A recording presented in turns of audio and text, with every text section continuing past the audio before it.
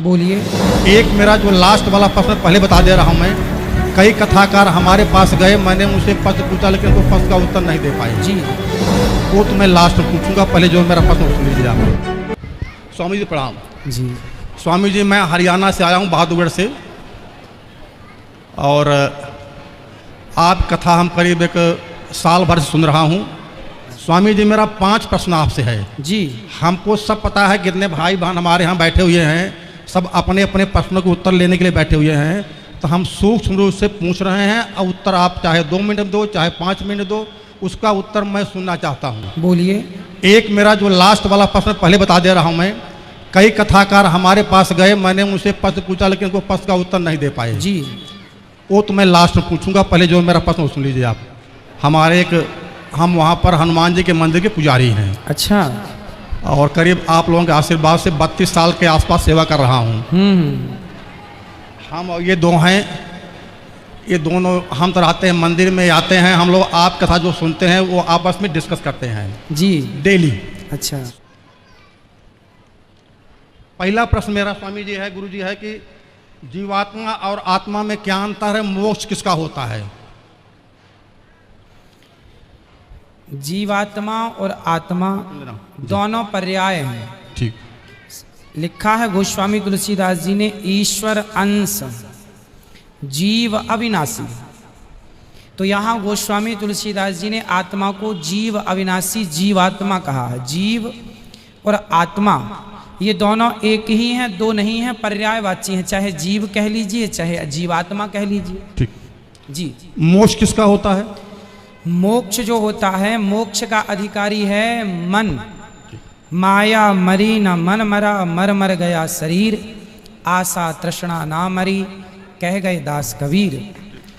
तो जो हमारा मन है वही मोक्ष का अधिकारी है। कि मोक्ष का अधिकारी है कि मोक्ष का अधिकारी है क्योंकि आत्मा तो मोक्ष से और जन्म मृत्यु सबसे परे है।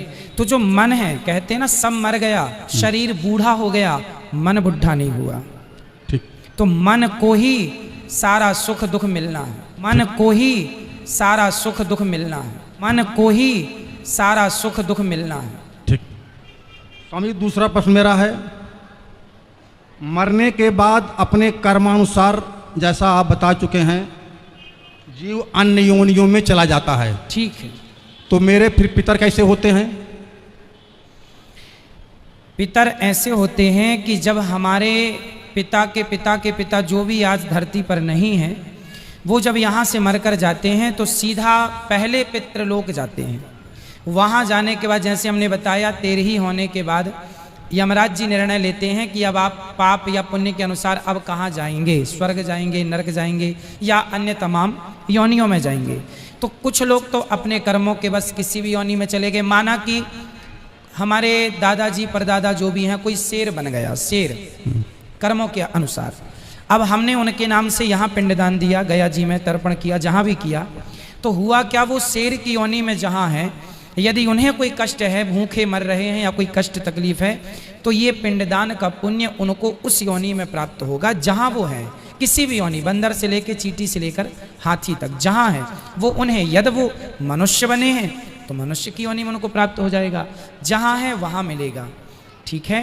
परंतु कुछ लोग ऐसे होते हैं, ट्रेन लेट होने से हमें स्टेशनों में एक वेटिंग रूम बनाया जाता है, वेटिंग हॉल बनाया जाता है, जहाँ ट्रेन लेट हो गई तो आप वेट कर सकते हैं। उसी प्रकार किसी व्यक्ति, हमारे पिता के पिता, किसी के पाप पुण्य का कोई निर्णय किसी कारण ना हो पाए तो वो पितृलोक में होते हैं, और हम यहाँ से यदि उनके लिए कुछ करते हैं तो उनका उद्धार हो जाता है। जैसे कुछ दिनों के लिए ईश्वर ने ये विधान भी रखा है, नचिकेता को ये बात यमराज जी ने बताई है। नचिकेता के संवाद में ये सब कुछ स्पष्ट है कि हमारे जाने के बाद ये जरूरी नहीं है कि मरने के तुरंत बाद हमारा पुनर्जन्म हो जाएगा, कहीं भी जरूरी नहीं है। हो सकता है 2 साल तक ना हो सकता है 10 साल तक ना हो, और हो सकता है 100 साल तक हम वेटिंग रूम में इंतजार करें अपने नंबर का।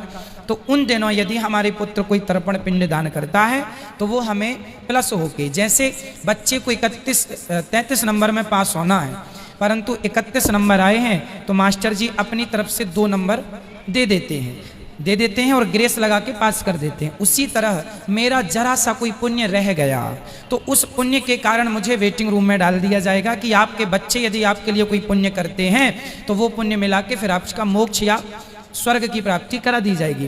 तो उस इंतजार में हम पितृलोक में रहते हैं। हम बच्चों को कहते हैं पुण्य करो, हमारे नाम से कुछ करो।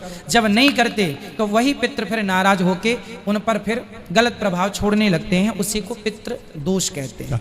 अगर कोई वेटिंग लिस्ट बना हुआ हो तो फिर बता चुका मैं कि वो शेर बन गया होगा तो उसको तो रूप में प्राप्त हो जाएगा वो। तो उसके निमित्त भाव कथा सुनने से क्या फल मिलेगा? फिर किसको?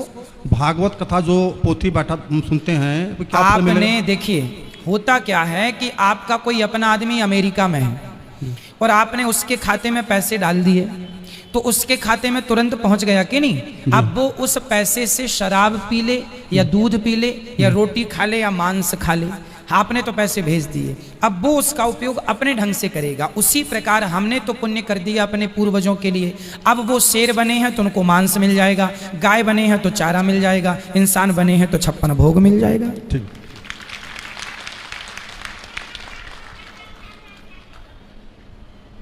स्वामी जी मेरा ये अंतिम प्रश्न यह है आपसे जी कि आपने भी कई बार बता चुका है, हमने भी कई और संतों सुन चुके हैं और थोड़ा सा जानते भी हैं कि जो हम कर्म पिछले जन्म में किए हैं, ठीक है, वहाँ हम भोग रहे हैं। हाँ, अच्छा किए हैं तो बुरा किए हैं तो भोग रहे हैं। जब मेरा कर्म पिछले जन्म का समाप्त हो जाएगा तो हमारी जीवन यात्रा से खत्म हो जाएगी, ठीक है, तो हम यहाँ कर क्या रहे हैं?